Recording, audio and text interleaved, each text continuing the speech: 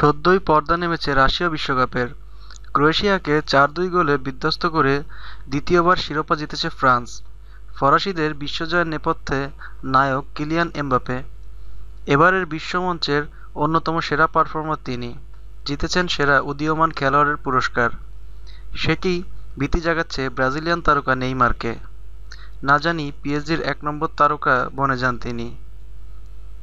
Football বিষয়ক সাময়িকী বলস.আইট জানিয়েছে, ফরাসি ক্লাবটির অঘোষিত কিং নেইমার।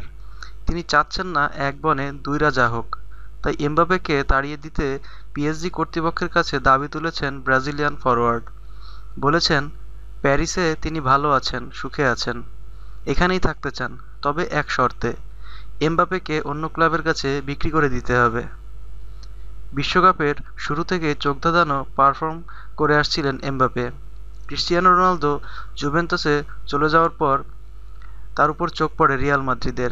তাকে পেতে তেন-দরবারও চালায় লস ব্লাঙ্কোসরা, তবে তাদের না করে দেন ১৯ বছরের এই বালক।